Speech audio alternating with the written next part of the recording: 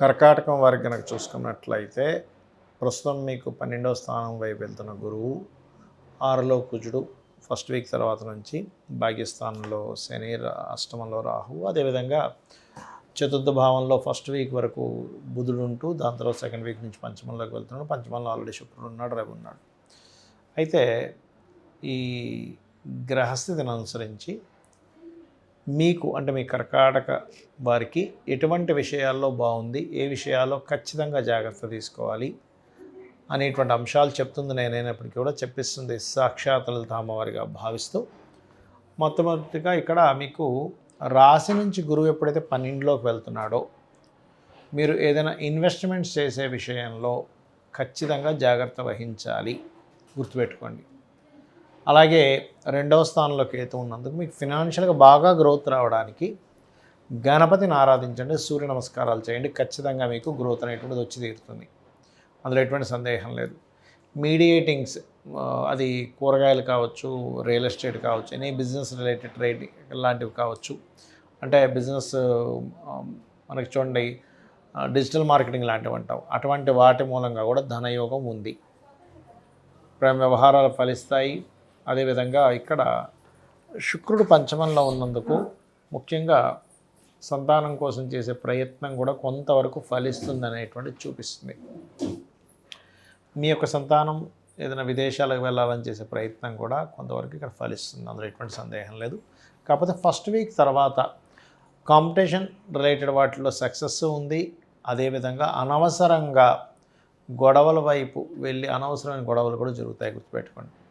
అలాగే అది మేనమామ వరుస వాళ్ళతో కావచ్చు, తండ్రి వరుస వాళ్ళతో, గురువులతో కొన్ని అనవసరమైన గొడవల్లోకి ఎంటర్ అయ్యి ఉంది. కాబట్టి ఫస్ట్ వీక్ తర్వాత సెకండ్ వీక్ చాలా జాగ్రత్తగా ఉండాలి, మీరు గుర్తుపెట్టుకోండి. బికాజ్ ఆఫ్ 6వ స్థానంలో కుజుడు సంచారం జరుగుతుంది కాబట్టి. ఇక వివాహ సంబంధించిన విషయాలు కనుక చూసుకున్నట్లయితే ఇక్కడ ఇష్టపడిన వారిని వివాహం చేసుకోవాలనే ప్రయత్నం 100% ఇక్కడ సఫలీకృతం అయ్యేటువంటి సమయం నడుస్తుంది. ఉద్యోగంలో మీరు ఉద్యోగ అవకాశాలు వస్తాయి, కాకపోతే ఉన్న ప్రాంతం కాకుండా, ఎందుకంటే దశమాధిపతి 6లో ఉన్నాడు, అది కూడా డ్యూయల్ సైన్లో ఉన్నాడు. కాబట్టి రెండు ఉద్యోగాలు చేయడం, పార్ట్ టైమ్స్ 2 జాబ్స్ చేయడము, కొంచెం వర్క్ స్ట్రెస్ ఎక్కువగా ఉంటే ఉన్న ప్రాంతం నుంచి వేరే ప్రాంతాలకు మారడము, డైలీ లైఫ్లో కూడా కొంత మీరు ఎంత కాదనుకున్నా కూడా ఎక్కడో దగ్గర ఏదో ఒక చిన్న డిస్ప్యూట్స్ వస్తూ ఉంటాయి. కాబట్టి దీనికి మీరు ఏం చేస్తారంటే చండీ వినడం కానీ, చండీ పారాయణం వినడం కానీ, చండీ చేయించే దగ్గరికి వెళ్ళి అక్కడ కూర్చొని అక్కడ కొంతసేపు మీరు స్పెండ్ చేయడం కానీ, శక్తిదేవత ఆలయాలకు ఎక్కువగా వెళ్ళండి. అంటే అమ్మవారి ఆలయము, ఆంజనేయ స్వామి, నరసింహస్వామి, సుబ్రహ్మణ్యేశ్వర స్వామి, ఇలా వెళ్ళినట్లయితే అన్ని విధాలా మీకు బాగుంటుంది. జాతక చక్రంలో చాలామంది అనవసరమైనటువంటి భయభ్రాంతులు ఏ విషయంలో పెట్టుకుంటున్నారు, వాటిని చాలా సింపుల్ టెక్నిక్స్ ఎలా తగ్గించుకోవచ్చో చెప్తాను. ఫస్ట్ ఆఫ్ ఆల్ మిత్స్ అంటారు, అంటే అపోహలు.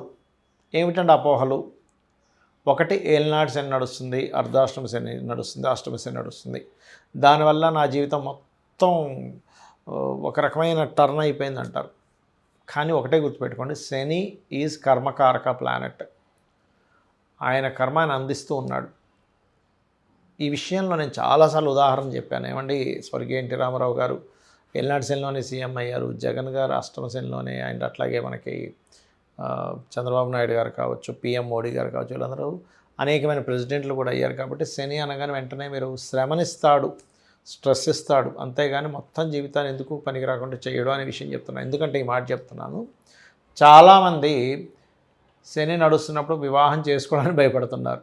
యాక్చువల్లీ ఇచ్చేదే అప్పుడు, ఎందుకంటే మీకు ఒక బాధ్యత, ఒక కర్మలోకి ఎంటర్ అవ్వాలి, ఒక కొత్త కర్మలోకి ఎంటర్ అవ్వాలి, వివాహం అనే కర్మలోకి ఎంటర్ అవ్వాలి. ఉద్యోగాలు కూడా అప్పుడే ఇస్తాడు, ఎందుకంటే ఉద్యోగం అనే కర్మలోకి ఎంటర్ అవ్వాలి. సంతానం కానివ్వండి, ఎందుకంటే సంతానం పొందేటువంటి స్త్రీమూర్తి, అదేవిధంగా పురుషుడు కానీ అక్కడి నుంచి కొత్త బాధ్యతలు వస్తాయి. కాబట్టి దయచేసి ఎల్నాటి శని ఉంది కదా అనే భయం కాకుండా ఓం అనాకలిత సాదృశ్య చుబుక శ్రీ విరాజితాయ నమః చేసుకోండి. అలా కాకుండా ఒక్కొక్కరికి ఒక్కో రకమైనటువంటి ఇబ్బందులు పడుతూ ఉంటారు. ఎలాగా ఉద్యోగం రావట్లేదు, అప్పుడు మీరు ఏం చేస్తారంటే మీ దశమ స్థానం ఎలా ఉందో చూడండి. మీ 10th లార్డ్ అంటారు, 10th లార్డ్ బాగున్నాడు, మంచి కెరీర్ ఉంటుంది. అలా కాకుండా 2nd లార్డ్ పాడయ్యాడు, 10th లాట్ బాగున్నాడు, అప్పుడు ఏమవుతుంది, కెరీర్ బాగుంటుంది కానీ అందులో వచ్చే ఇన్కమ్ సరిగ్గా శాలరీస్ ఇవ్వరు. ఉద్యోగం ఉందండి కానీ శాలరీ రావట్లేదంటే అప్పుడు సెకండ్ లార్డ్కి సంబంధించిన రెమెడీ చేసుకోవాలి. అంటే ఏమిటి, లలితా సహస్రనామాల్లో ఓం సంపత్కరీ సమారూఢ సింధుర వ్రజ సేవితాయే నమః అని చేసుకోండి. లేదండి జాబే రావట్లేదు అని అనుకున్నప్పుడు ఓం మాణిక్య మకుటాకార జానుద్వయ విరాజితాయ నమః. అదేవిధంగా మరి కొంతమందికి సప్తమ స్థానాధిపతి పాడవుతాడు, అంటే వివాహానికి కారకుడు. ఆ రకంగా సప్తమాధిపతి పాడైనా, లేదు శుక్రుడు పాడైనా, కుజుడు పాడైనా వివాహ సంబంధించిన విషయంలో అనేకమైనటువంటి ఒడిదుడుకులు మీకు ఎదుర్కొంటూ ఉంటారు. అలాంటప్పుడు మీరు సింపుల్గా ఏం లేదు, మీ సప్తమాధిపతి ఎవరో తెలుసుకోండి. అది ఏదైనా పాపకర్తెల్లోనో పాపగ్రహాలతోనూ కూడి ఉంటుంది. దానికి సంబంధించిన దానం ఇచ్చుకుంటూ చక్కగా మీరు ఓం శివ కామేశబద్ధ మాంగళ్య సూత్ర శోభిత కందరాయే నమః అని చేసుకోండి. అలా కాదండి వివాహం అయింది కానీ సఖ్యత లేదు, భార్యాభర్తల మధ్యన ఎప్పుడు ఏదో గొడవ నడుస్తుంది అన్నప్పుడు, అండర్స్టాండింగ్ సరిగా లేదంటే దాని అర్థం ఏమిటంటే ఇద్దరి మనస్కారకులు పాడయ్యారు, బుద్ధికారకుడు కమ్యూనికేషన్స్ కారకుడు లేదా అట్రాక్షన్ జోన్స్ అక్కడ కలవలేదని అర్థం అనమాట. అంతేగాని ఏదో పాయింట్లు చూసి వివాహం చేసుకోవడం కదా. అలాంటప్పుడు మీరు చేయవలసింది ఓం శివకామేశ్వరాంకస్త శివా స్వాధీన వల్లభాయే నమః. మరి కొంతమంది వ్యాపారాలు పెడుతూ ఉంటారు, రకరకాల వ్యాపారాలు, ఆ వ్యాపారాలు కలిసి రావట్లేదని బాధపడుతూ ఉంటారు. అలాంటి వారు ఓం ఇంద్రగోప పరిక్షిప్త స్మరతౌనాభజంగికాయై నమః అని చేసుకోండి, ఖచ్చితంగా బాగుంటుంది. ఇలాగా లలితా సహస్రనామాలు ఏవైతే ఉన్నాయో అవి వేద మంత్రములతో సమానము. ఎంతటి సిచ్యువేషన్స్లో ఉన్నా నమ్మి గనక మీరు చేశారా రెగ్యులర్గా, రూపాయి ఖర్చు లేకుండా చక్కగా ఇంట్లో కూర్చొని అరగంట 40 నిమిషాలు గంట సేపు కూర్చొని మీ ప్రయత్నాలు మీరు చేసినట్లయితే అప్పుడు ఏమవుతుందంటే మీరు చేసినటువంటి ఆ యొక్క జప ఫలం ఏదైతే ఉందో, అయితే చాలామంది జపం ఎలా చేయాలని అడుగుతూ ఉంటారు. చక్కగా మీరు పంచోపచార పూజ చేసేసుకొని గంధం, పుష్పం, ధూపం, దీపం నైవేద్యం పెట్టేసిన తర్వాత ఆవాహనం చేసి పంచోపచార పూజ చేసేసిన తర్వాత కూర్చొని జపం చేసుకోండి. అప్పుడు ఖచ్చితంగా మీరు ఏదైతే సంకల్పం కోసం, అది ఉద్యోగమా, వ్యాపారమా, లేకపోతే సంతోషంగా లేరు, కొంతమంది చూడండి ఎన్నున్న ఆనందంగా లేవంటాం, అలాంటప్పుడు కూడా ఓం ఇంద్రగోప పరిక్షిప్త స్మరతూనాభజంగికాయ నమః చేసుకోవచ్చు, తప్పేం లేదు. ఈ రకంగా మీరు కనుక చేసినట్లయితే 100% ఇబ్బంది పోతుంది. అయితే ఇంకొంతమందికి ఒక చిన్న అపోహ ఉంది, ఏమిటది అంటే కాలసర్పయోగము. ఏమండి నాకు కాలసర్పయోగం వల్ల ఇలా అయిపోయింది నా జీవితం అంటూ ఉంటారు. శాస్త్రంలో ఎక్కడా కూడా కాలసర్పయోగాన్ని జన్మజాతకానికి అప్లై చేయమని లేదు, గుర్తుపెట్టుకోండి. అది కేవలం కాలంలో జరిగే అంశాలు. అంటే పలానా దగ్గర యుద్ధం జరిగింది, మనకి విపరీతమైన తుఫాన్లాగా వర్షాలు వచ్చాయి, కరోనా లాంటి వ్యాధులు వచ్చాయి, ఇటువంటి విషయాలకి సంబంధం ఉంటుంది, గుర్తుపెట్టుకోండి. ఇటువంటి విషయాలకు మాత్రమే ఉంటుంది కానీ అన్నిటికీ కాదు. ఇది ప్రధానంగా మీరు జాగ్రత్త తీసుకోవాల్సిన అంశం. అదేవిధంగా మరొక విషయం ఏంటంటే, ఇక్కడ ఒకవేళ సరే మీకు అదే మనసులో లాగుతుంది, కాలసర్పయోగం వల్లే అవుతుందేమో అని సింపుల్ టెక్నిక్స్. నవగ్రహాల్లో రాహుకేతువుల దగ్గర దీపారాధన చేయండి, పాయింట్ నెంబర్ 1. రెండవది, మీకు రావి చెట్టు ఉంటుంది మనకి టెంపుల్స్లో, ఆ రావి చెట్టు దగ్గరికి వెళ్ళి అక్కడ మీరు ప్రదక్షిణం చేసి వాటి మీద సర్ప ప్రతిష్ఠ చేసినవి ఉంటాయి, వాటి మీద పసుపు కుంకుమ గంధం కలిపిన వాటర్ పట్టుకొని ప్రదక్షిణం చేసి వాటి మీద వెయ్యండి. 5 చేయొచ్చు, 3 చేయొచ్చు, 5 చేయొచ్చు, 9 చేయొచ్చు, 11 ప్రదక్షిణాలు కూడా చేయొచ్చు, లేదంటే 21, 41 కూడా చేయొచ్చు ప్రదక్షిణ. ఇన్నే చేయాలని భయపడకండి. అలాగే మీకు మరీ ఎక్కువగా లేదు, కొంతమందికి ఎంత చెప్పినా కూడా వాళ్ళకి మైండ్లో ఉండిపోతుంది, లేదండి నా కాలసర్పయోగం వల్లే నాకేం కలిసి రావట్లేదు అంటారు. అలాంటప్పుడు ఇంకా బెస్ట్ రెమెడీ కాళహస్తికి వెళ్ళిపోండి. కాళహస్తికి వెళ్ళి రాహుకేతువులతో పాటు అక్కడ ఈశ్వరుడు ఉన్నాడనే విషయం మర్చిపోకండి. ఆ పరమేశ్వరుడి యొక్క అనుగ్రహంతో మన దోషాలు పోతూ ఉంటాయి. రాహుకేతువులతో పాటు గుర్తుపెట్టుకోండి.